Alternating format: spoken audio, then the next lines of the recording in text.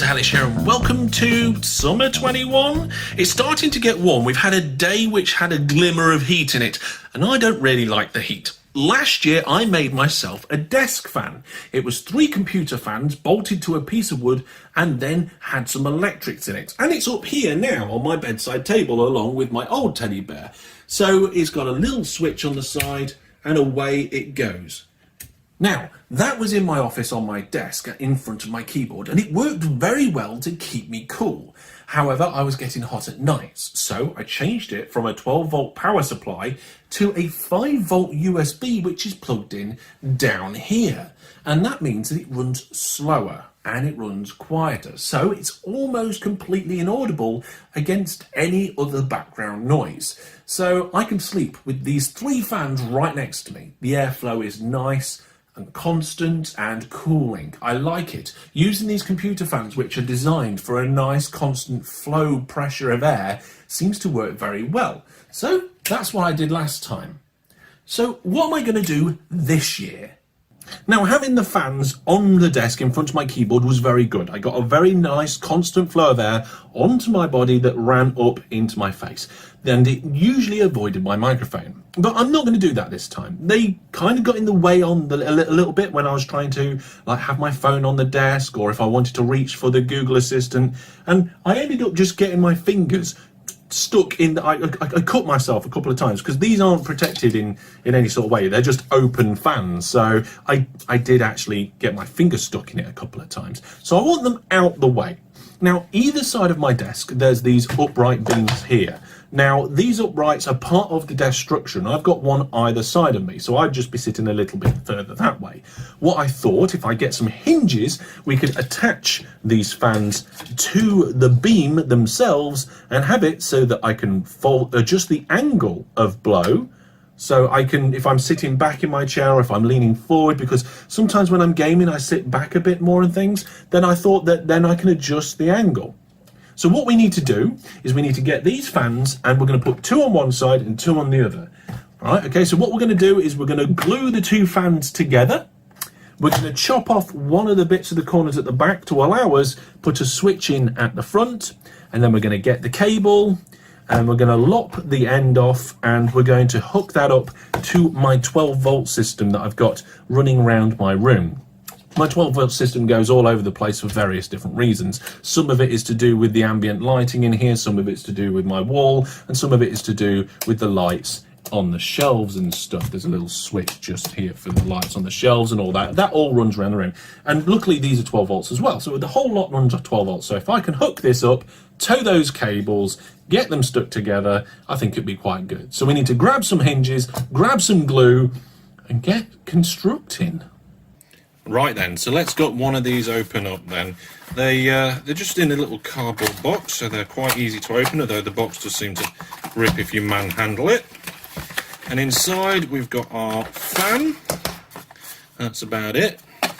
And we've also got some screws which are meant to attach them to the computer case with, which, well, they're useless to us, so we'll get rid of them as well. And here we go, we've got a fan. It's got a good length of cable on it, so we should be able to easily be able to use that for our purposes. Now what we're going to need is a switch in the corner to control it, and to get the switch in we're going to have to cut the back off one of these corners and just make sure that this hole is a little bit bigger. So because I know that's going to make a mess, I've already been down to the shed and done one. So now this hole is slightly bigger than the other 3, and I've also cut the back corner off here. So now I can get my little box of switches, and we can choose some switches for this project. These are just spare things. This one's a good switch, but it's a push to make. It's not actually a on-off in the same way that we want. This one looks good. It's just a toggle. Now this one's actually a 2-way toggle, but we can still use it like a one-off and an on and off. I don't think I actually have any on and offs left. So there we go. We're going to use this switch, and it is easy as just thread it through the hole that I made. Yes, I did measure it all first, and we'll put ourselves a little nut. We'll just go straight out with the nut. There's other bits and attachments that go on, and we'll just fasten that on there. And that is most of the work done. We've just got to then glue this to the other fan and attach the hinges. We've also got to do the electrics as well, so actually maybe there's a little bit to do. I'm just going to use this bike spanner because I couldn't find a spanner of the right size for this bolt, for this nut.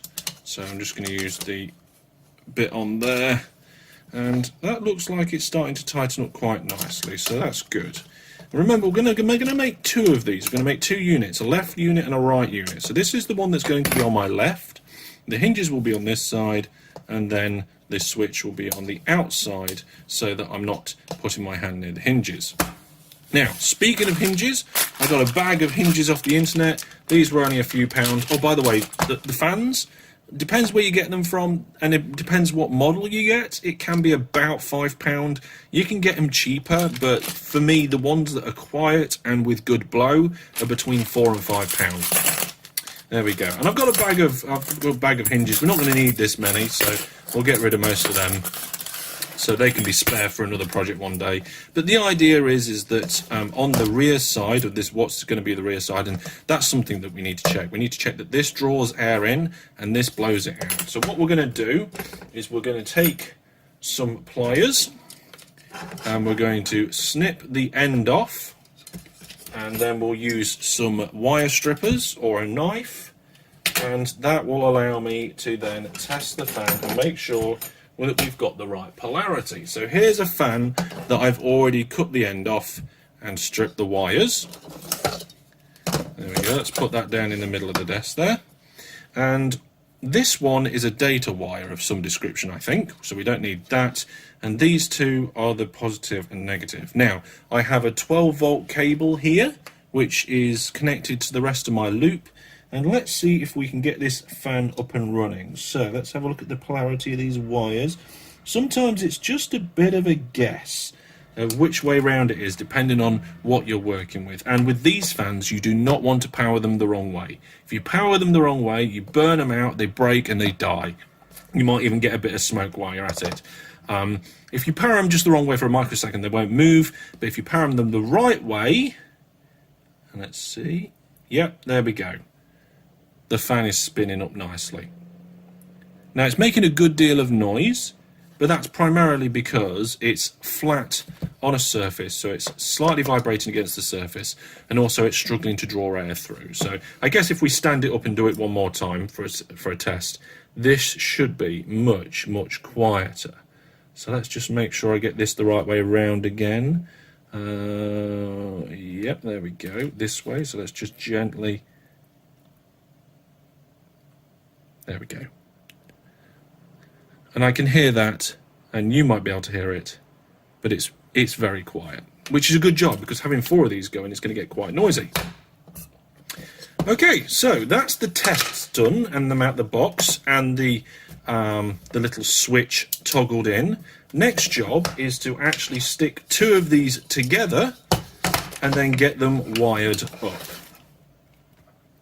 Now, when it comes to hinges, I'm going to put one at the bottom, one at the top, and one in the middle. But we're going to do that after I've glued this.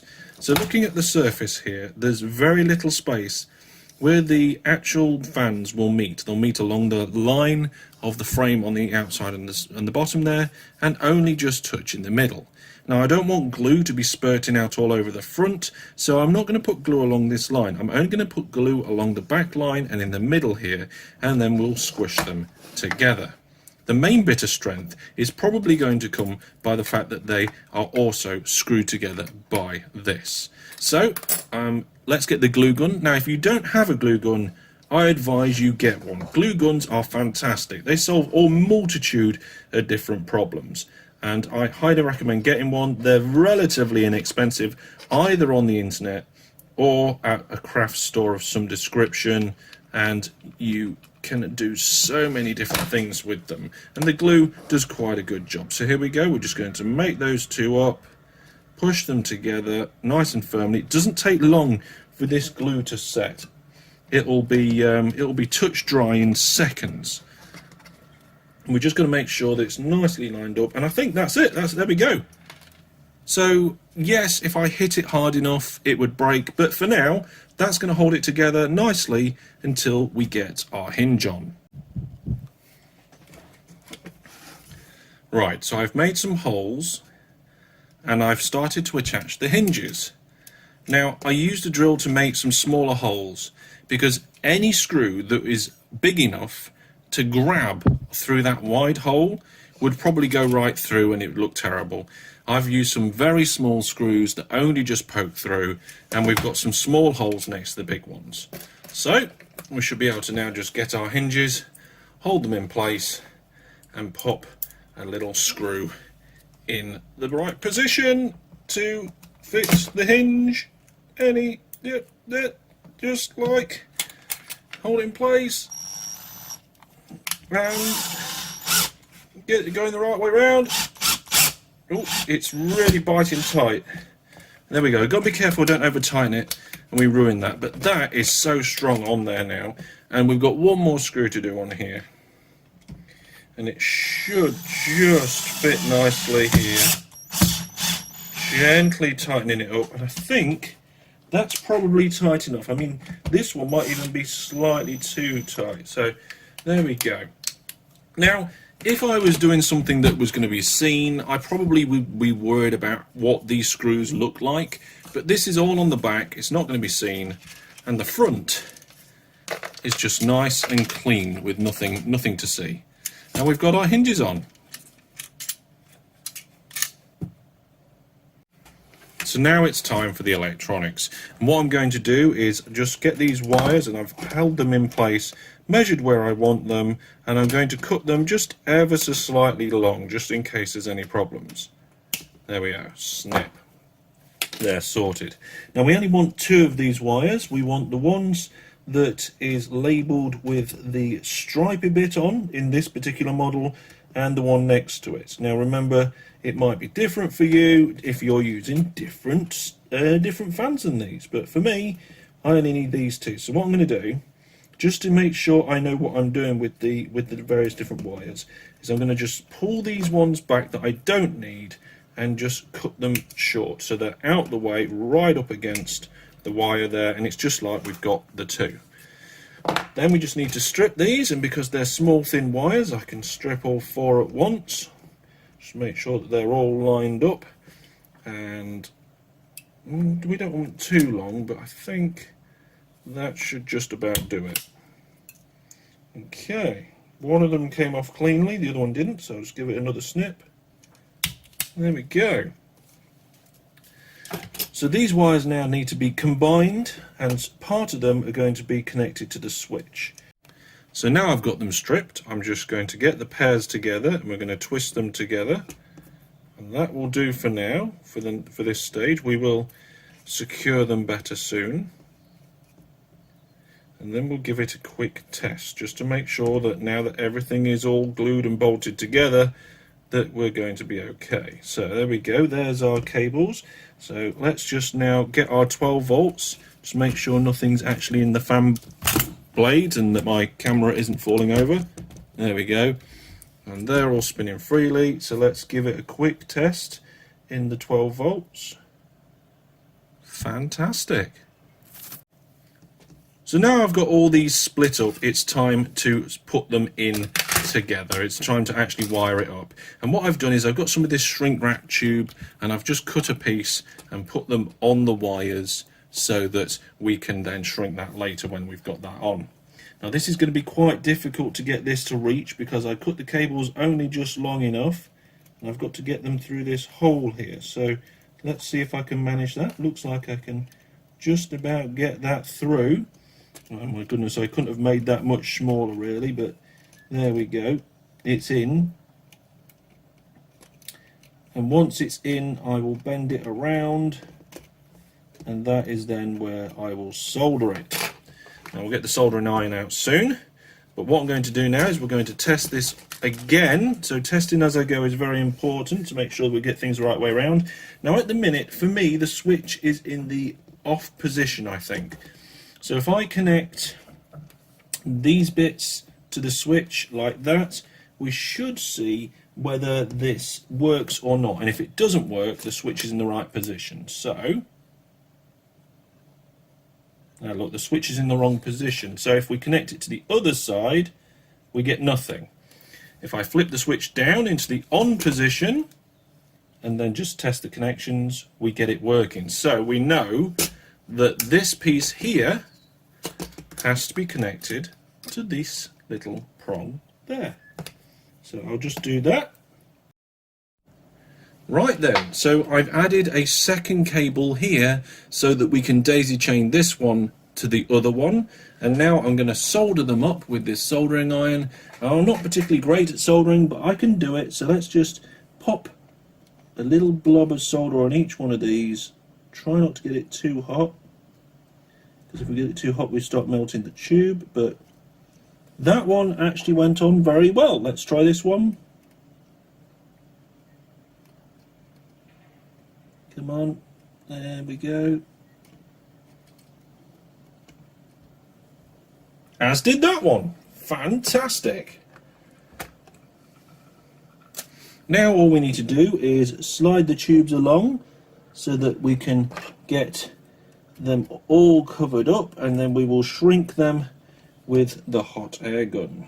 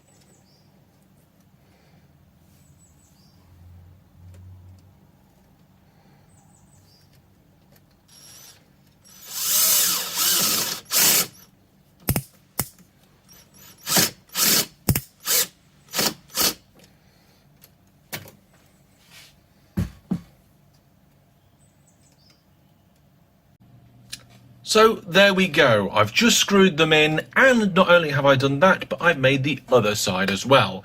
So now we can see that on the side of my desk here, we have some fans that hinge around at any angle I choose, and I can activate with a simple switch.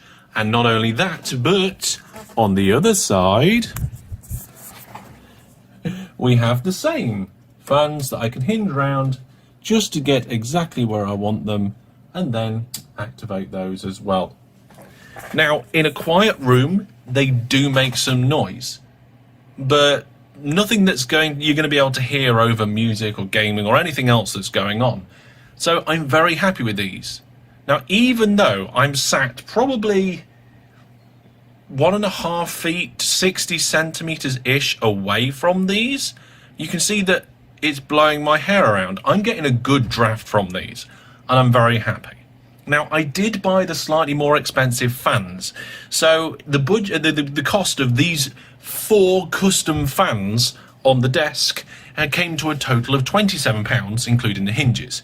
Now, I haven't taken into account the electrics because I had them lying around. These are things that cost a few pence and that I buy in packs, and I have in drawers upon the shelves, like boxes of various different bits and bobs. So there we go. I could have got the cheaper fans, so I think you could actually do this for, if you've got the switches and cable already, 20 quid.